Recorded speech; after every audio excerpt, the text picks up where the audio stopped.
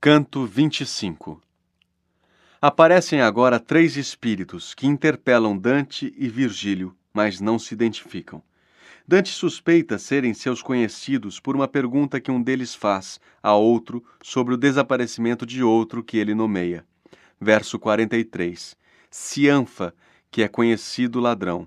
Um dos três, Agnel, nome que nos é revelado no verso 68, é atacado por uma serpente, que é o resultado da transformação do Cianfa do verso 43, que o cinge firmemente. Os dois seres transformam-se e, juntando-se, dão origem a um ser misto dos dois, que se afasta de modo singular e desaparece.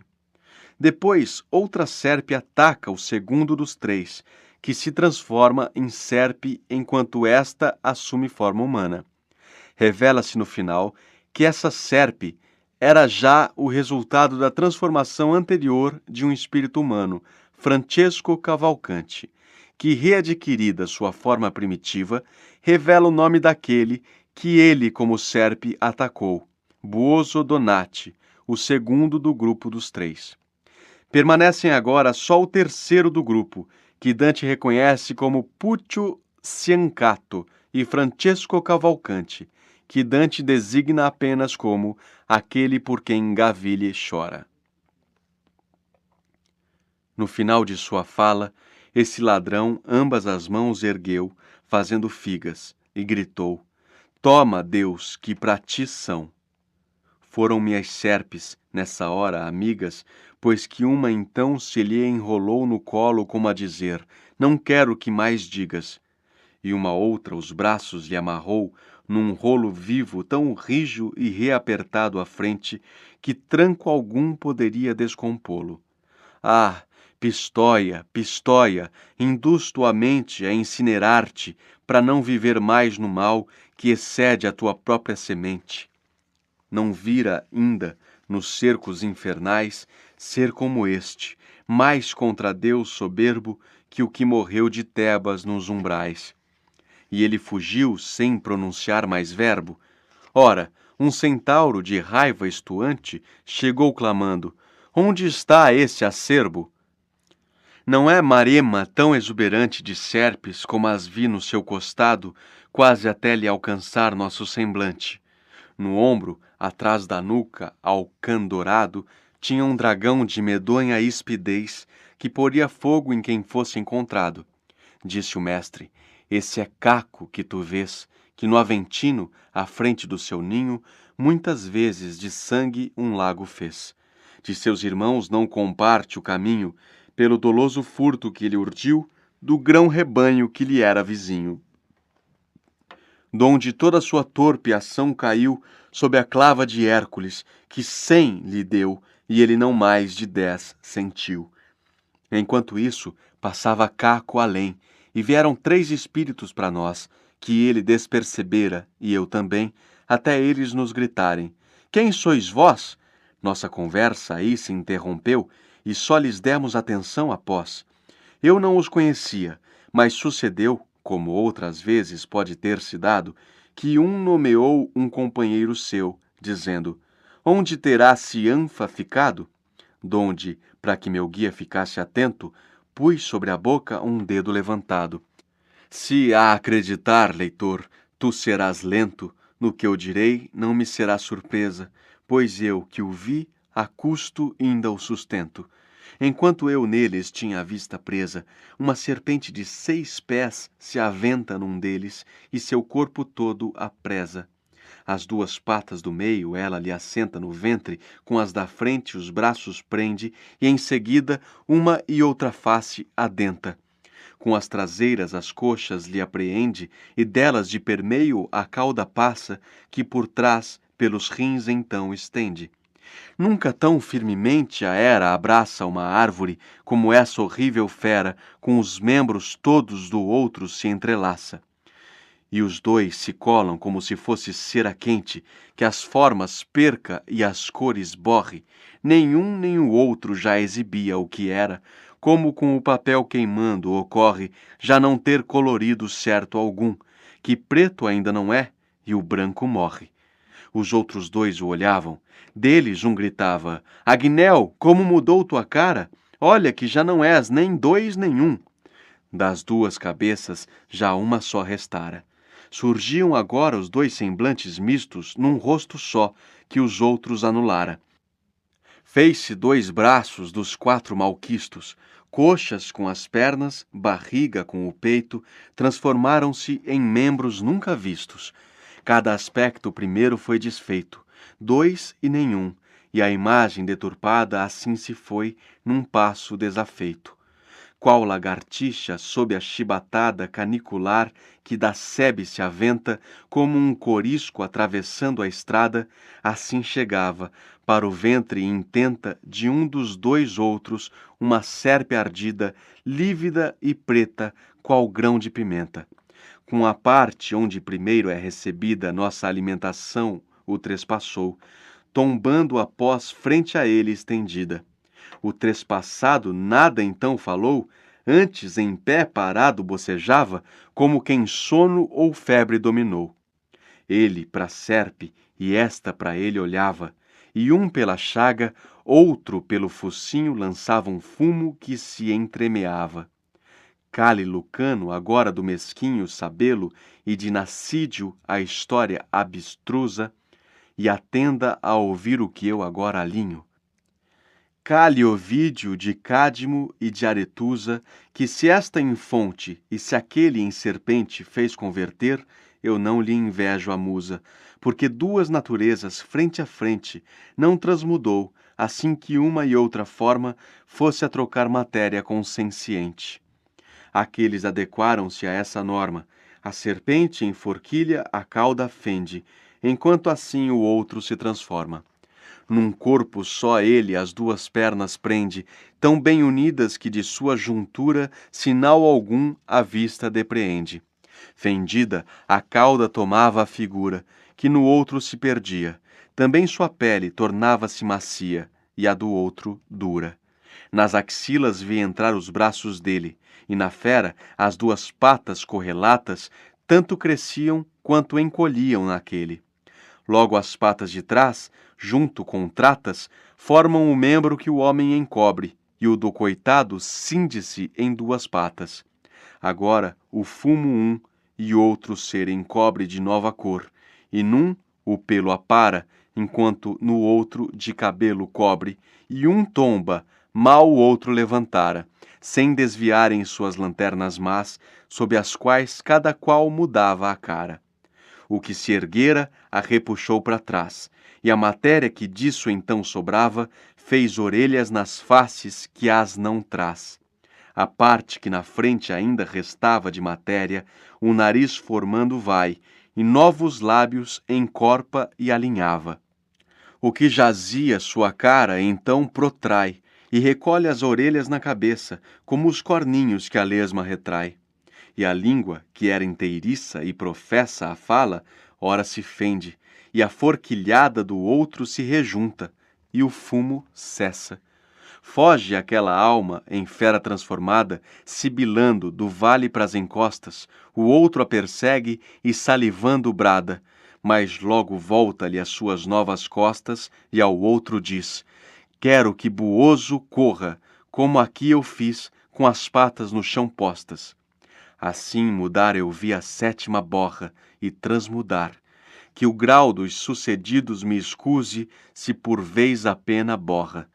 E apesar dos meus olhos confundidos e do meu entender desconcertado, não escaparam tão despercebidos os dois, que eu não pudesse ter notado Pútio Ciancato, o único que não fora, dos primos três colegas, transmudado.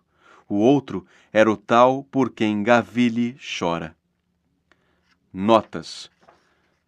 No verso: no mal que excede a tua própria semente. Pela lenda, os primeiros habitantes de Pistóia teriam sido os derrotados seguidores de Catilina. No verso: que o que morreu de Tebas nos umbrais. Capaneu, um dos 7 reis que assediaram Tebas, desafiou Júpiter, que o fulminou com um raio. No verso, não é Marema tão exuberante? Marema, região pantanosa e desabitada da Toscana.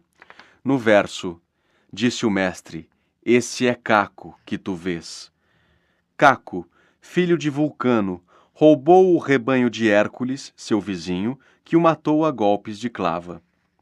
No verso, com a parte onde primeiro é recebida, no umbigo, onde o feto recebe alimentação. No verso, Sabelo e de Nascídio a história abstrusa. Na Farsália de Lucano, 2 soldados de Catão mordidos por serpentes. Sabelos definhou em cinza e Nasídios inchou até estourar. No verso, Cálio Ovídio de Cádmo e de Aretusa. Nas metamorfoses de Ovídio, Cádmo foi transformado em serpente e Aretusa em fonte. No verso, assim mudar eu vi a 7ª borra, a 7ª borra, a escória da 7ª vala. E no verso, o outro era o tal por quem Gavile chora, Francesco Cavalcante, morto por gente de Gavile, localidade próxima de Florença, a qual ainda chora o cruel morticínio que em retaliação veio a sofrer pelos amigos do morto. Canto 26. Estamos agora na 8ª vala, a dos maus conselheiros, que estão presos em chamas que os envolvem completamente e estão em contínuo movimento. Dante avista de cima da ponte uma chama dupla que Virgílio explica contém as almas de Ulisses e de Iômedes. Dante roga para se comunicar com eles, e Virgílio pede a Ulisses que revele aonde foi para morrer. Ulisses conta sua última viagem, como pela vontade de conhecer o mundo e os homens, ele, já velho, reúne uns poucos antigos companheiros e, num só barco, atravessa as colunas de Hércules e alcança, após longa viagem, o centro do hemisfério austral, onde avista uma ilha na forma de uma única altíssima montanha. Mas, na hora de alcançá-la, levanta-se dela num tremendo tufão que, como alguém agradou, arrebata o barco e o mar se fecha sobre eles. Alegra-te, Florença, que és tão grande que as asas bates por terra e por mar, e pelo inferno teu nome se expande. Entre os ladrões, 5 pude encontrar teus filhos, o que a mim se traz vergonha, nem com grande honra te deixe escapar. Mas se é verdade o que nalva se sonha, da praga sentirás, breve, o sucesso que não só prato creio te proponha. E se já fosse eu, não lhe seria avesso, antes que seja, já que deve ser, que mais me pesará, mais que envelheço. Partimos, pois, a subida a empreender, pelo caminho que havíamos descido, e sempre com meu mestre a me suster e me guiar pelo fraguedo infido da ruína da ponte remanente, que pé sem mão nunca teria vencido. Apiedei-me e me apiedo novamente, quando volvo ao que vi. Mais que ela usa conter-se, ainda refreio a minha mente de correr sem que virtude a conduza. Para que, se boa estrela, ou melhor cousa me assiste, eu próprio não lhe dê recusa. Como o aldeão que no morro repousa, nessa estação em que aquele que aclara o mundo já mais tarde a face pousa, e a mosca cede ao mosquito a seara, vê que de vagalumes se alumia o vale onde quiçá ele colhe, ou ara, assim vi que de chamas resplendia esse 8º bolsão, quando chegaram meus pés aonde o seu fundo aparecia. E como aquele que os ursos vingaram, de Elias a carruagem viu partindo, quando os corcéis pro céu se levantaram, e só podia com os olhos ir seguindo, dele não mais do que a restante chama, como uma nuvenzinha que ia subindo, aqui assim cada chama se movia continuamente para esconder sua presa, que é um pecador que dentro custodia. Estava eu sobre a ponte em tal surpresa, que tombei quase, não fosse a ventura de me agarrar da rocha a uma aspereza. E o meu guia, ao me ver nessa procura, Há um espírito, disse, em cada fogo que se enfaixa daquilo que o tortura. E eu, mestre meu, após ouvir-te, logo fiquei mais certo do que havia intuído que assim fosse, e dizer-me, ora te rogo, quem está nesse fogo, dividido nas pontas, que eu creria surgir da pira em que Enteócles foi com o irmão ardido? E ele, lá sofrem essa pena Dira, Diómedes e Ulisses, juntamente a pena vão como a arrostada ira. Dentro daquela chama se ressente o logro do cavalo, que foi porta para a dos romanos garbosa semente. E lamenta-se o ardil pelo qual, morta, Deidâmia ainda por Aquiles chora, e por Paládio apenas se comporta. Se eles puderem do fogo para fora falar, disse eu, mestre, muito te rogo, e valha um rogo como se 1000 fora, que te admitas esperarmos até logo, que essa chama cornuda pra cá venha. Vê que, de anseio, pra ela eu me jogo. E ele, creio que ao rogo teu convenha justa acolhida, e eu o acato também. Faz, porém, que tua língua se retenha. Deixa a fala para mim, que entendi bem o que queres, porque do teu falar, sendo gregos, talvez tenham desdém. Chegou o fogo, onde o tempo e o lugar pareceu próprio ao mestre para sua chama, e desta forma então o ouvi falar. Ó vós que estáis os dois numa só chama, se de vós mereci, no meu viver, se de vós mereci alguma fama, os altos versos meus por escrever, não vos moveis, e um de vós me diga aonde, perdido, foi para morrer. Logo a ponta maior da chama antiga começou a agitar-se, murmurando, como faz chama que o vento fatiga. Depois, de cá para lá, a ponta ondulando, como se fosse a língua que falasse, jogou para fora a voz e disse: quando decidi que de Circe me afastasse, que um ano me enleou lá por Gaeta, antes que Enéas assim a nomeasse, nem de filho ternura, nem afeta a pena do velho pai, nem justo amor que alegraria Penélope dileta, em mim puderam vencer o fervor que me impelia a conhecer o mundo e dos homens os vícios e o valor. E me atirei ao mar aberto e fundo, com um só lenho e a pequena companha, que ainda era o meu haver fido e jucundo. De costa a costa fui até a Espanha, até o Marrocos e a ilha dos Sardos, e outras que aquele mar à volta banha. Éramos eles e eu, velhos e tardos, ao chegarmos do angusto estreito à frente, onde Hércules ergueu os seus resguardos, para que o homem mais além não tente. Já os mares de Sevilha transcendidos, como os de Celta, à esquerda mão jazente.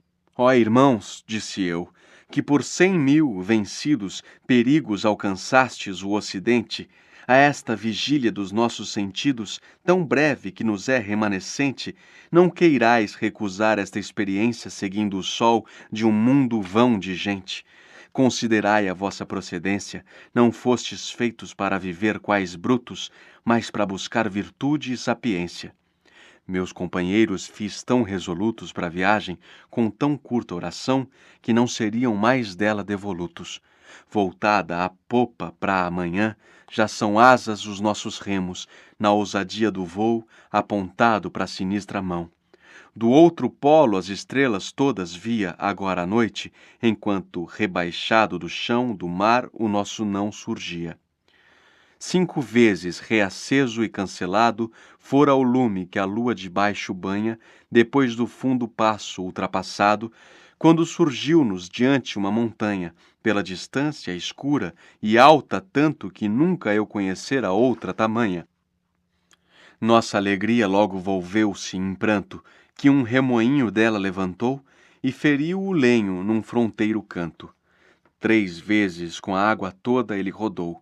Na quarta, erguida a popa, foi arrojado, proa abaixo como a alguém agradou, até que o mar foi sobre nós fechado.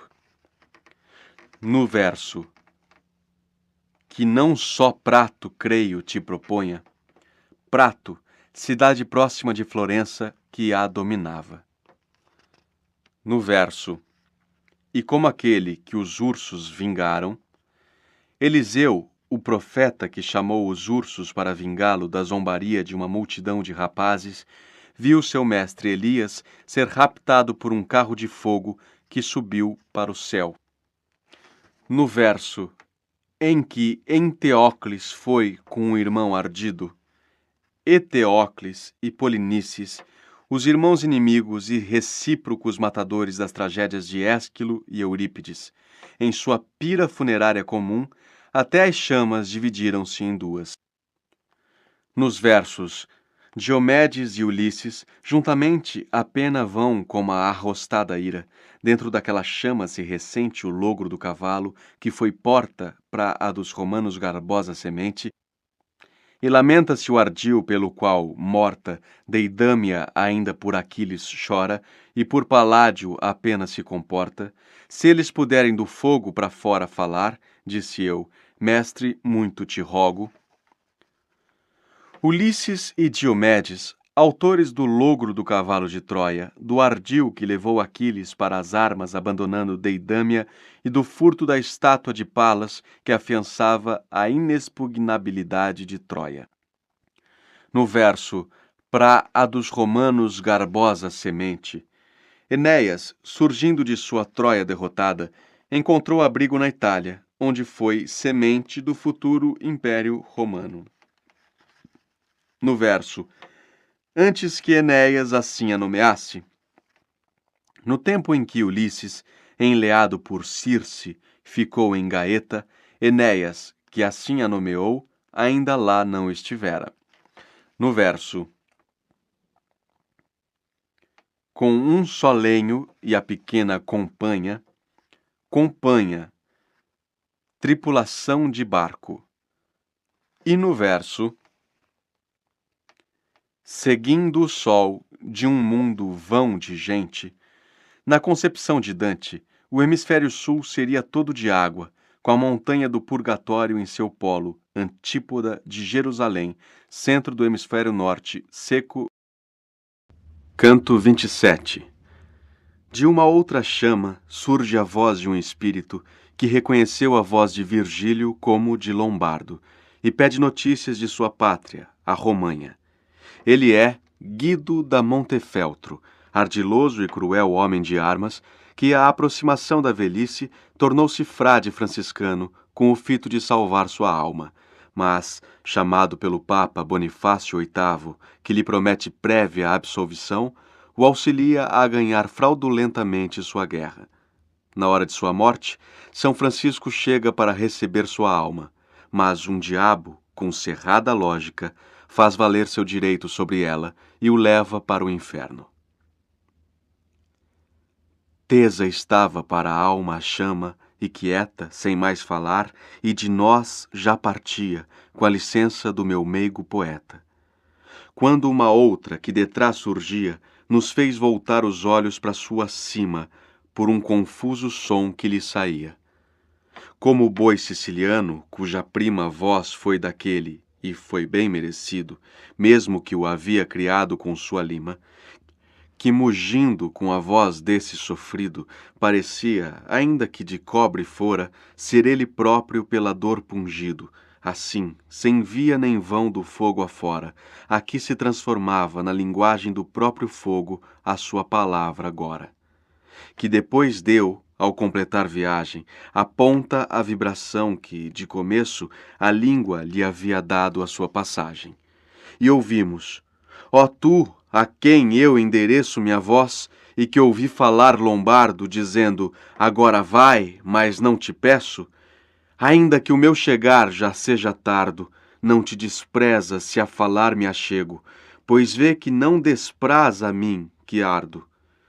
Se tu só agora neste mundo cego caíste da latina doce terra, de onde todo pecado aqui carrego, diz-me se tem Romanha paz ou guerra, que das serras eu fui lá, entre o Urbino e o monte, donde o Tibre se descerra. Debruçado do vale ao descortino estava eu, quando o guia tocou-me ao lado, dizendo, fala tu, que este é latino. E eu, que para tal já estava preparado, a responder sua inquirição fui breve. Ó tu, que aí embaixo estás, dissimulado, não está a tua Romanha, e nunca esteve, sem guerra na intenção de seus tiranos, mas, patente, não há que hora se leve. Está Ravenna como há muitos anos. A águia lá, de polenta, está chocando, e estica as asas para a Sérvia em seus planos. A terra, que árdua prova sustentando, fez de franceses sangrento montão, de novo a garra verde está aguentando. Os mastins de Verrúquio, o novo e o ancião, que usaram com montanha mau governo, com os dentes verrumando, ainda lá estão. Do Lamone a cidade e a do Santerno, o Leonzete conduz, do ninho branco, que troca insígnia do verão para o inverno. E aquela quem o sávio banha o flanco, tal como se situa entre o plano e o monte, vive entre a tirania e o estado franco. Mas já teu nome é tempo que eu confronte, e a ser não menos franco te convido, possa teu nome erguer no mundo a fronte. A chama, após bastante ter rugido ao modo seu, moveu sua ponta esguia para cá, para lá, até ser seu sopro ouvido. Se eu acreditasse que responderia à pessoa que voltar pudesse ao mundo, esta chama não mais se moveria. Mas pois que nunca deste poço fundo alguém vivo voltou, se não me engano, já sem temor de infâmia te secundo.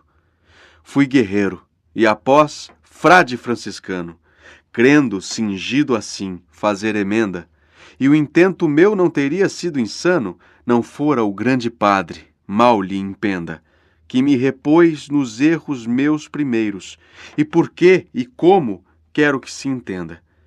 Enquanto de osso e carne eu tive inteiros os lavores de minha mãe, meus feitos leoninos foram não mais raposeiros.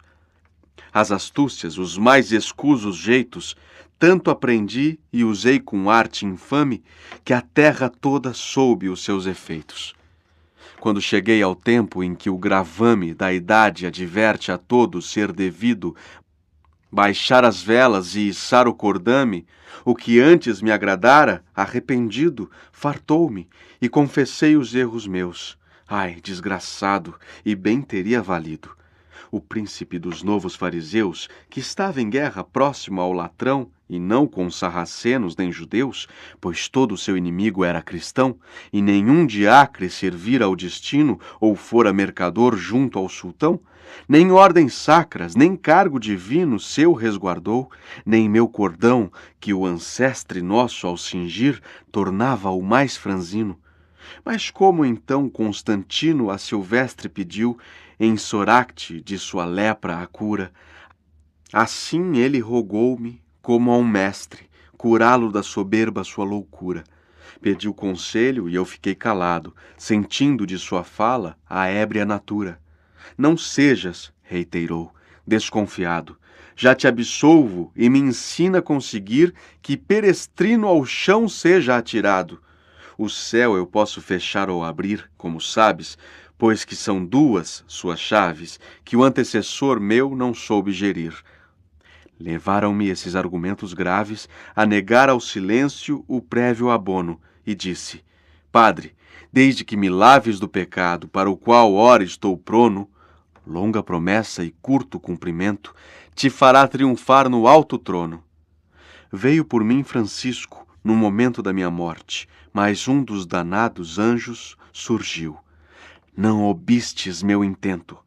Para baixo ele virá com os meus penados, por ter sido de um dolo conivente, desde o qual o retenho aos meus cuidados. Que?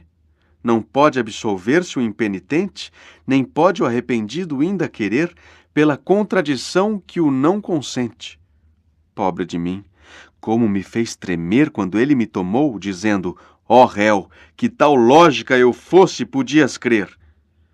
A Minós me levou, e esse envolveu 8 vezes, com a cauda o dorso, e logo depois que, pela raiva, ainda a mordeu, ditou, Este é dos réus do ladro fogo.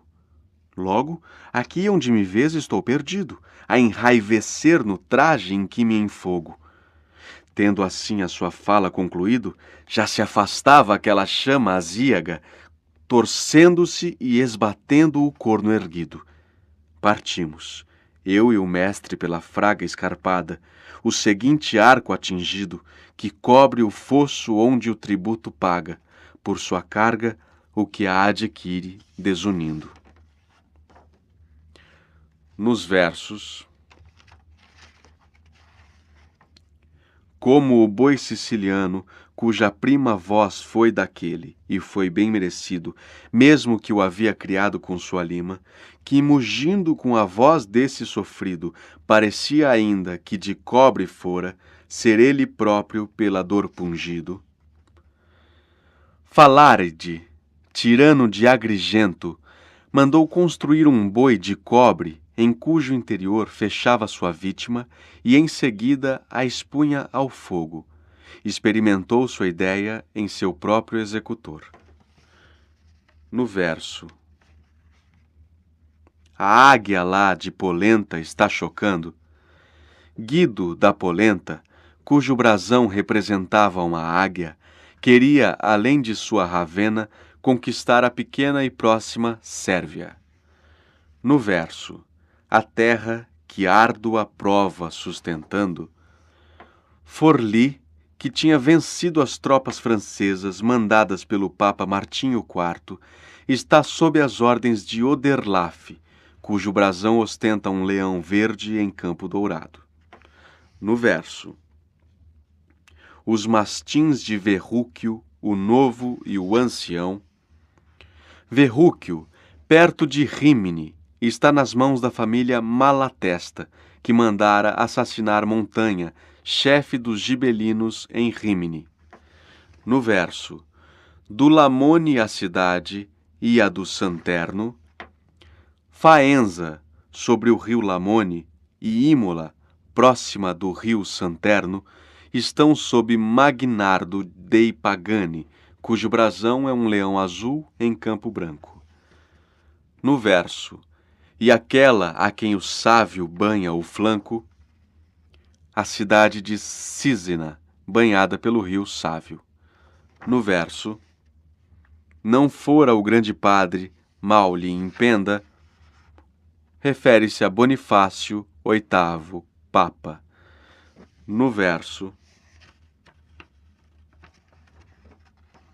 e nenhum de Acre servira ao destino, São João de Acre, último baluarte dos cristãos na Palestina em 1291.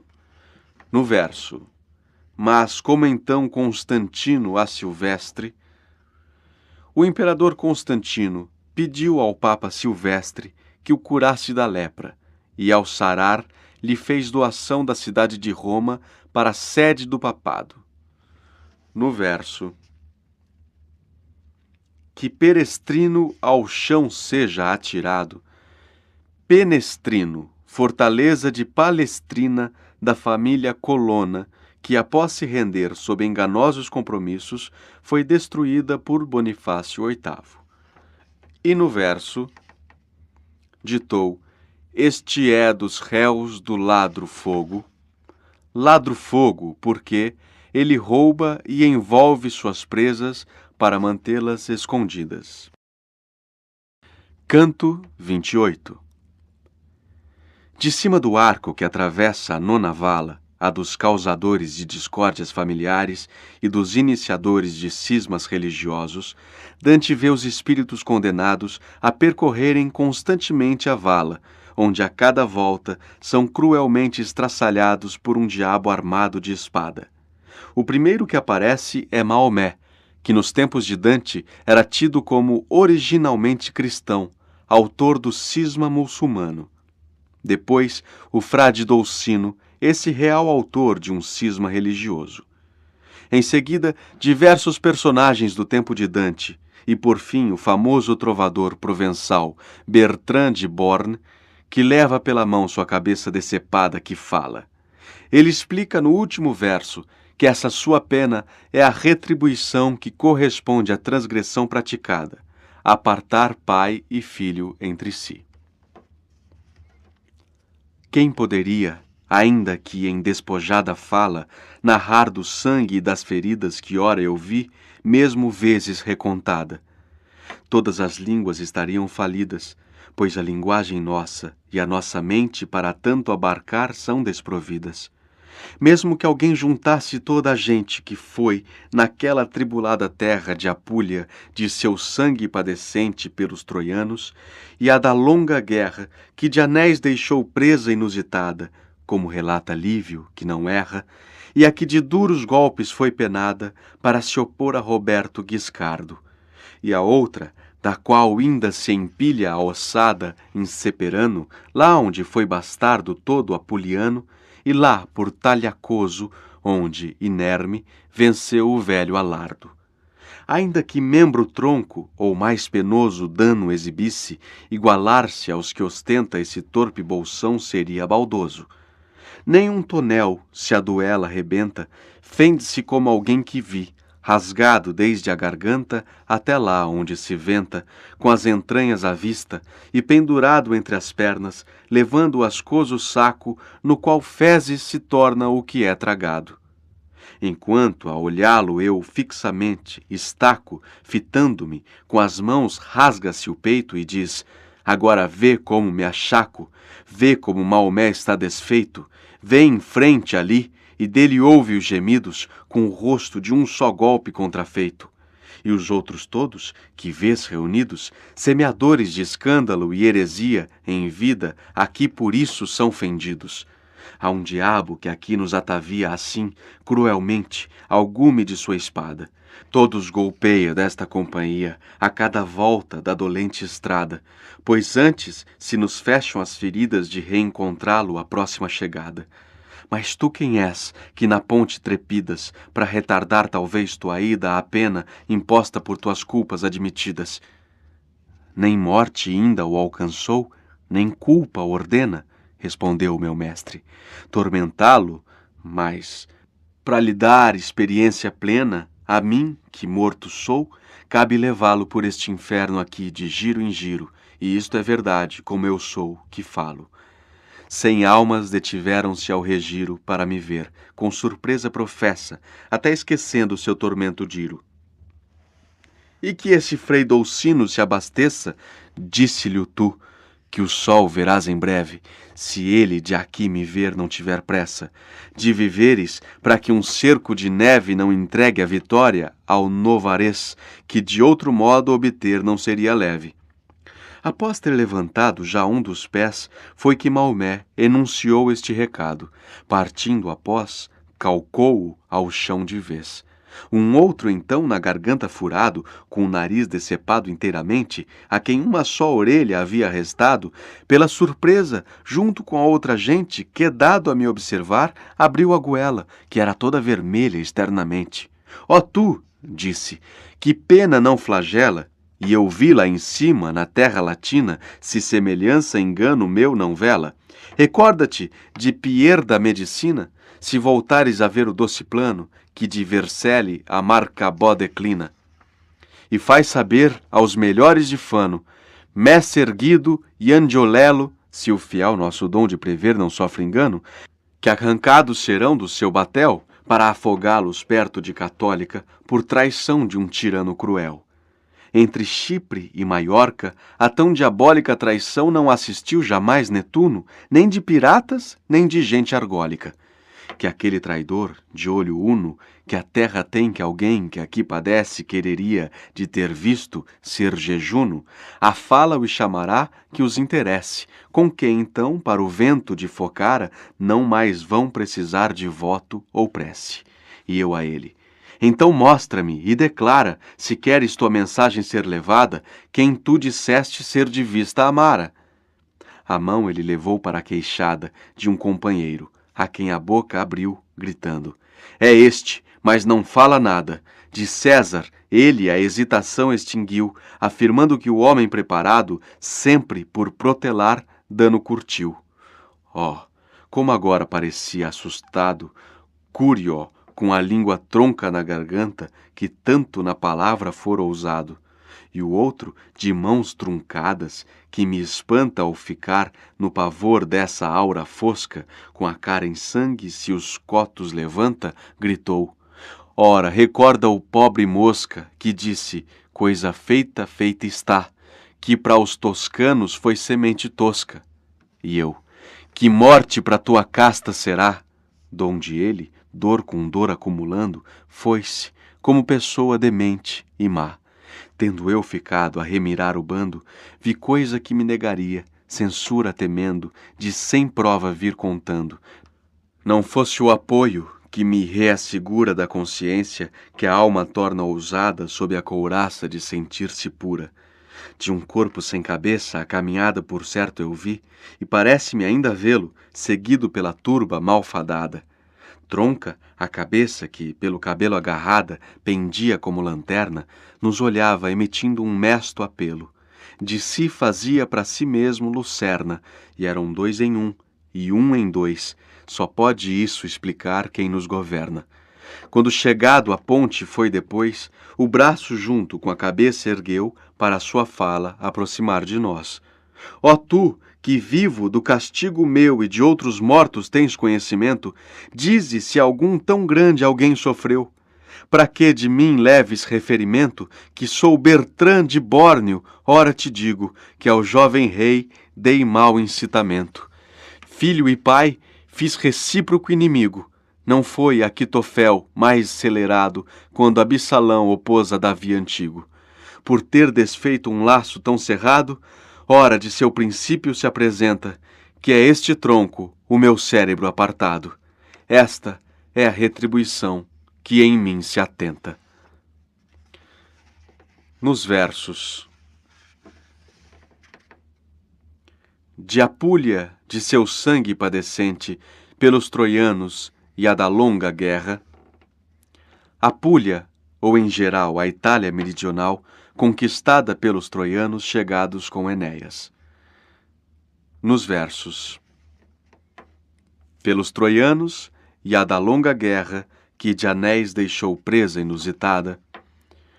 Nas longas guerras púnicas, Aníbal recolheu grande butim de anéis retirados dos romanos mortos em batalha. No verso: para se opor a Roberto Guiscardo. Roberto, o Guiscardo, normando que conquistou vastas regiões meridionais da Itália. No verso: e a outra da qual ainda se empilha a ossada.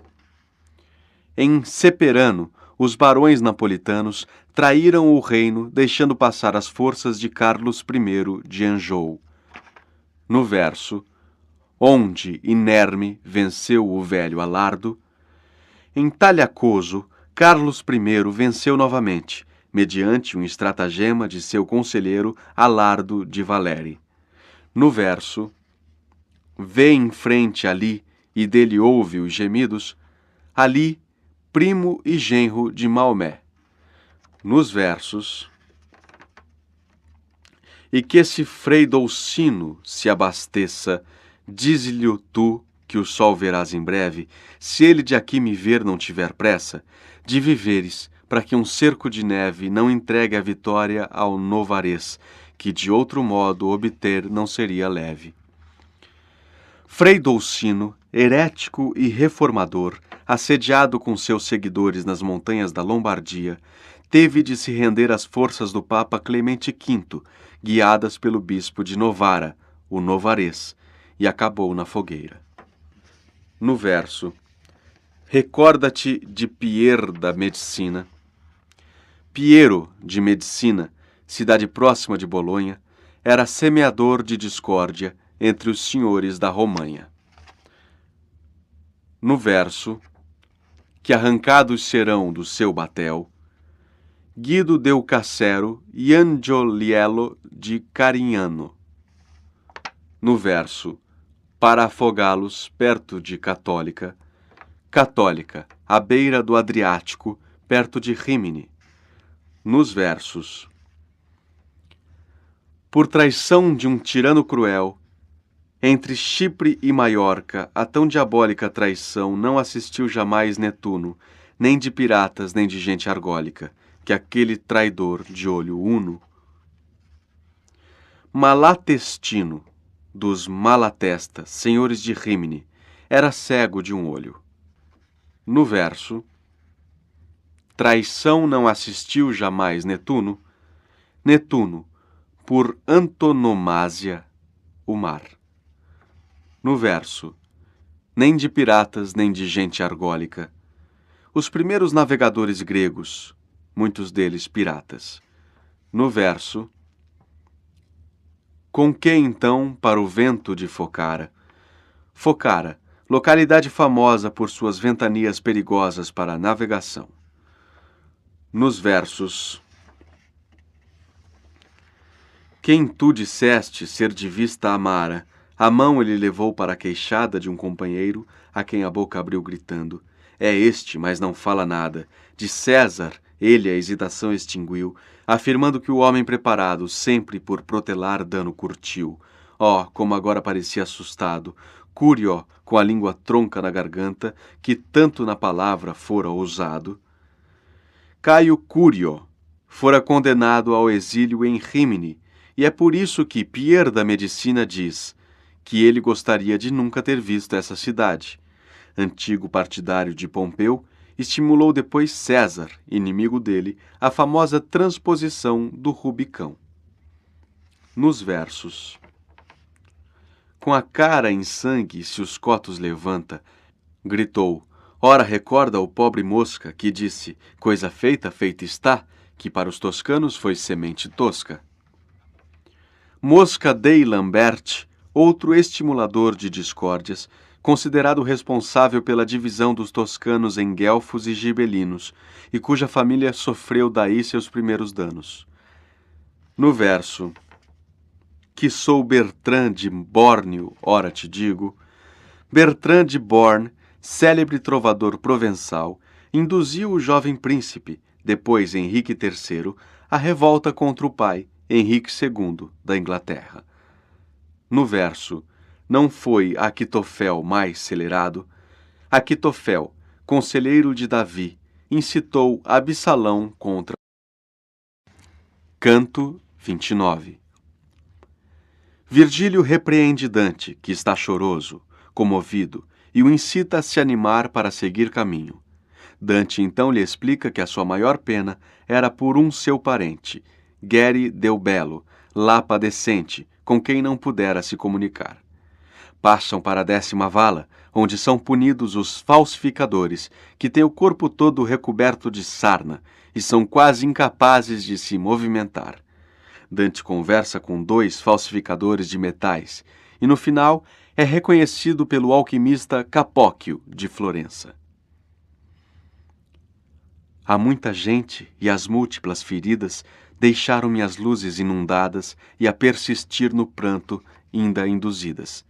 Virgílio, então, que buscam tuas miradas?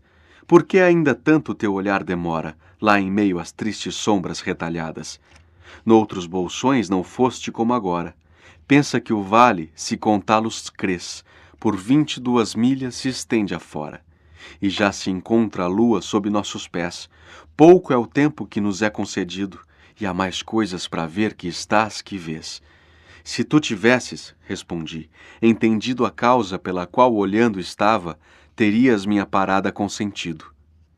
Ia-se, entretanto, e eu, que o acompanhava, ia também desfiando essa resposta, e acrescentei, dentro daquela cava, onde tanto eu mantinha a vista posta, creio que uma alma de meu sangue chore a culpa sobre a qual tal custa é posta.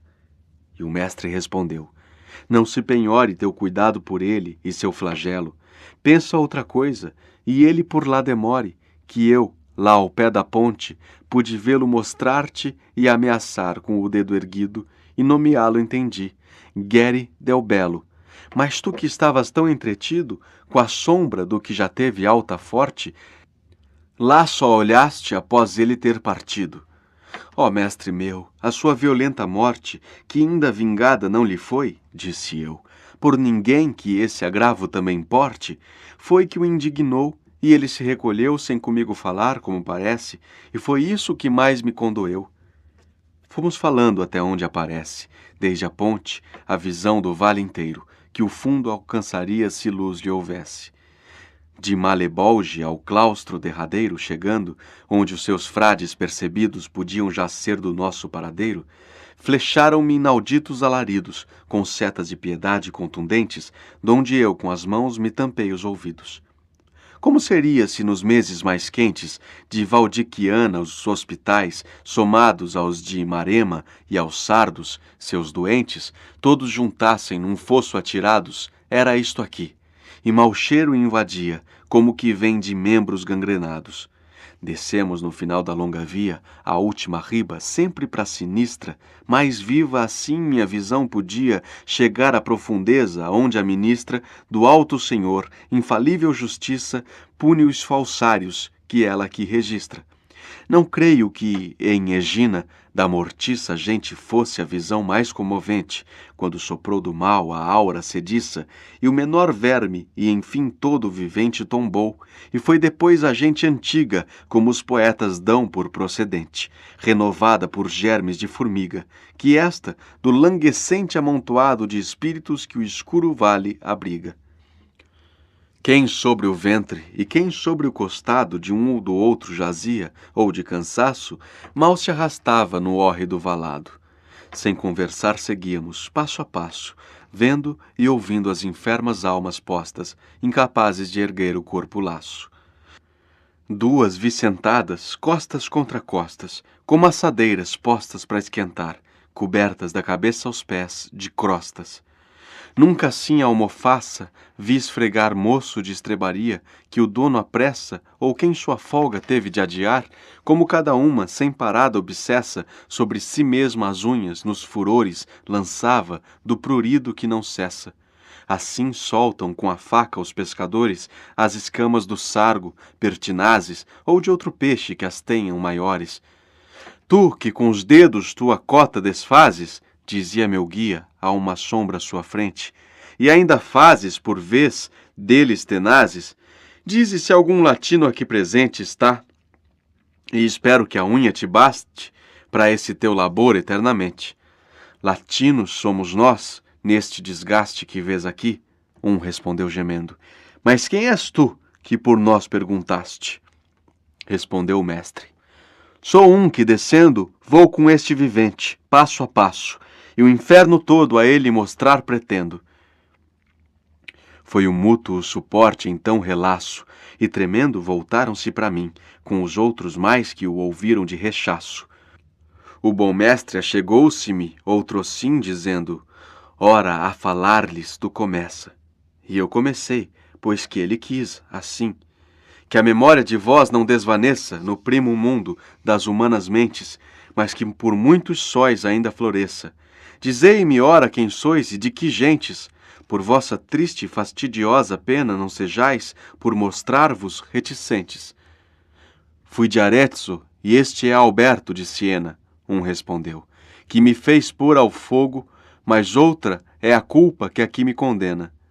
Verdade é que eu lhe disse, só por jogo, que alçar-me no ar em voo eu saberia, e ele, de pouco siso e muito afogo, se Dédalo não foi como queria, mandando-me queimar se satisfez por alguém que para filho o elegia. Mas neste bolsão, último dos 10, pela alquimia que então no mundo usei de ser-me nós, que não erra, me fez. Houve jamais, ao poeta perguntei, como em Siena povo tão vaidoso? Embora menos que o francês, bem sei. Donde, tendo-me ouvido, outro leproso respondeu ao meu dito, exceto Estrica, que sempre em gastos foi parcimonioso, e Nicoló, que a nova usança rica, em primeiro, do cravo divulgou no horto onde tal semente se radica, e exceto a turma na qual dissipou Cássia Daciano, a vinha e a mata rara, e onde o seu siso, o abalhoto, provou.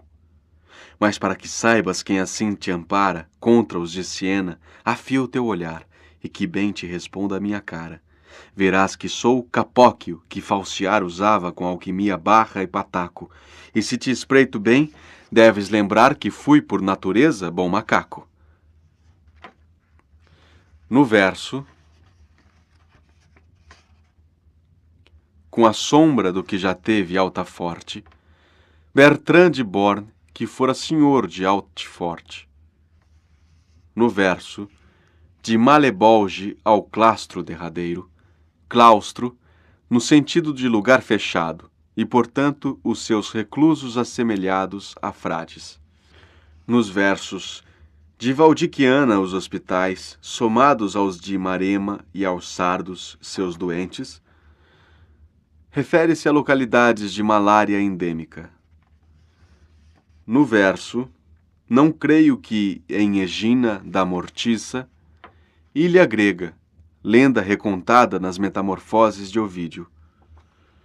No verso, fui de Arezzo e este é Alberto de Siena, Grifolino de Arezzo, famoso alquimista, acusado falsamente de heresia por seu desafeto Alberto de Siena, que o fez condenar à fogueira por seu protetor, o bispo de Siena. No verso, descer Minós, que não erra, me fez, Minós não se enganou, colocou-o entre os falsários. No verso,